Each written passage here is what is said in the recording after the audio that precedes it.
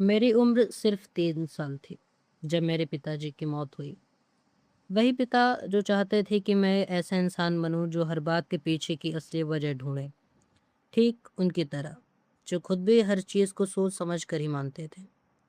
उनके जाने के बाद बड़ी अदालत ने एक फैसला सुनाया कि मेरा भला करने के लिए मुझे ईसाई धर्म की पढ़ाई करवाई जाए।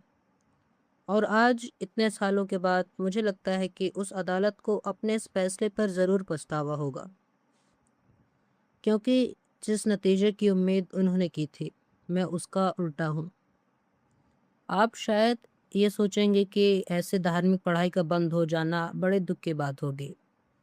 क्यों? क्योंकि अगर ये बंद हो गई तो दुनिया में मेरे जैसे समझदार लोग मिलना भी बंद हो जाएंगे। पर सच ये है, मेरे जैसे लोग पैदा ही तब होते हैं जब वे शिक्षा के पुराने गलत और पकड़े हुए तरीके को अपनी आंखों से देखते हैं। उस जमाने का कानून ये कहता था कि एक पिता अपने बेटे को जो चाहे सिखा सकता है, चाहे वह कितने भी बेबुनियादी बात क्यों ना हो। पर उस बेटे को अपनी अकल लगाकर सोचने की इजाज़त किसी भी हाल में नहीं थी। जब मैं छोटा था, तब अपने दिमाग से सोचना कानूनन गुनाह माना जाता था। और जब से मैं अकल से सोचने लगा, जब से मैं रेशनलिस्ट बना, मुझे एक बात गहराई से समझ आई। दुनिया में हर काम को सोच समझकर करना सिर्फ किताबी ज्ञान के लिए नहीं, बल्कि हमारी रोज की जिंदगी के लिए भी जरूरी है। आज भी तलाक हो, बच्चे को होने से रोकना हो, या लैब के जरिए बच्चे पैदा करने हो, बड़े बड़े धर्मगुरु इन्हें फौरन पाप करार दे देते हैं। पर ध्यान दीजिए, वे ये पाप किसी नुकसान को देखकर नहीं करते, बल्कि सिर्फ इसलिए कहते हैं क्योंकि उसकी सदियों पुरानी किताब में ऐसा लिखा है।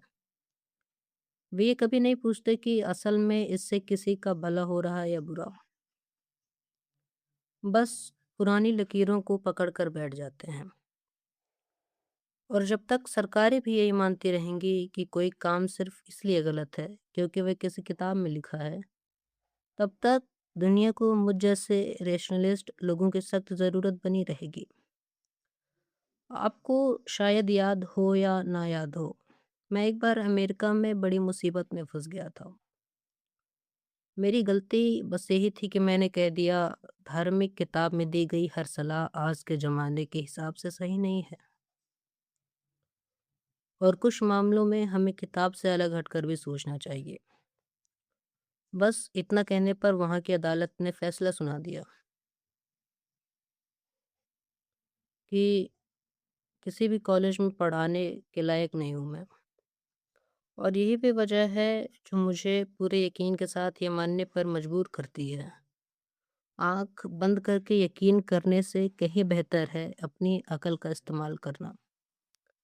पर अब सवाल ये है, अकल से काम लेने का सही मतलब क्या है? ये समझना उतना आसान नहीं जितना कि ये लगता है।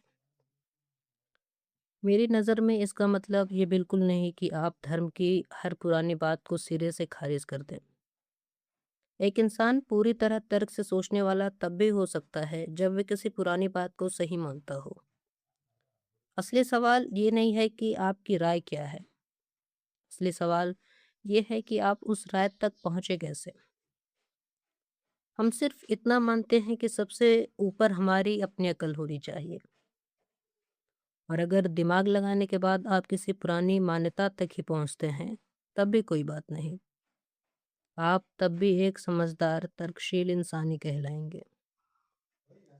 मेरे हिसाब से सबसे ज़रूरी बात यह है, आपकी हर राय का आधार वैसा ही होना चाहिए जैसा विज्ञान में होता है।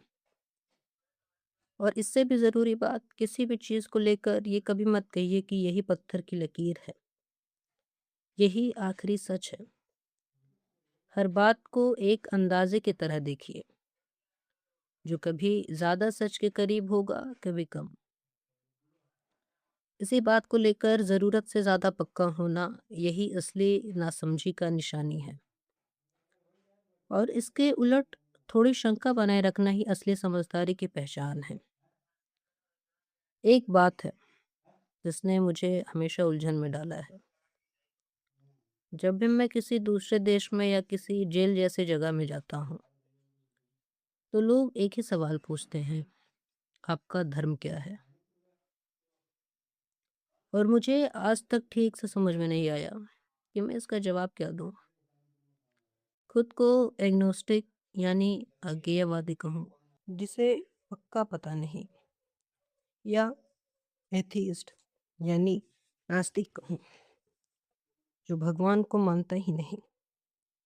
ये सवाल जितना सीधा लगता है उतना है नहीं, और मुझे यकीन है आप में से कई लोग कभी न कभी इस उलझन में फंसे होंगे।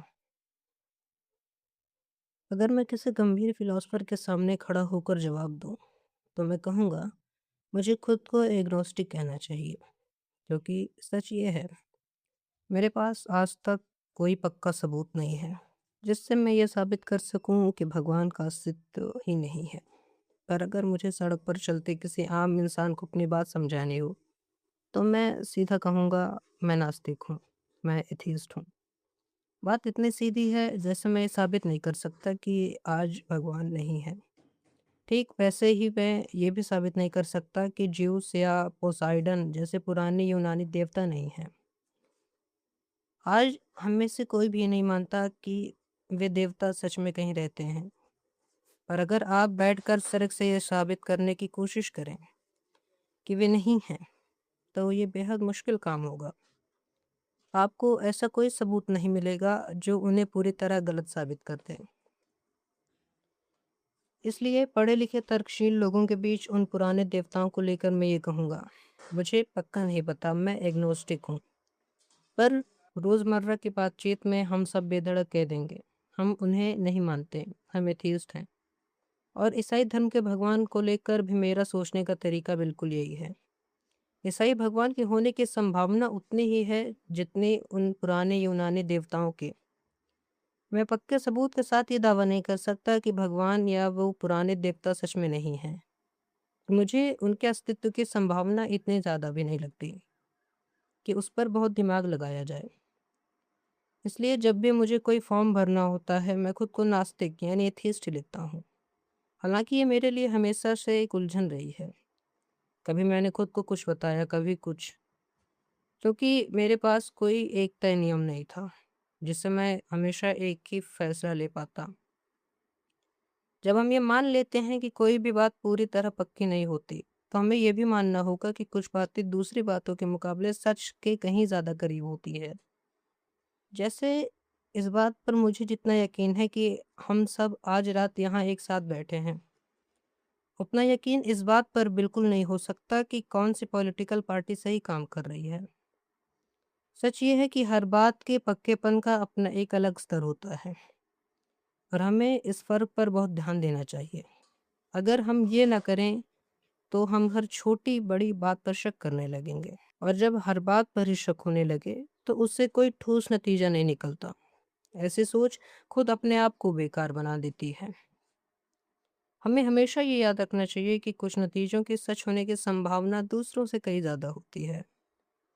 कभी कभी ये संभावना इतनी ज़्यादा होती है कि हम उसे लगभग पक्का ही मान लेते हैं।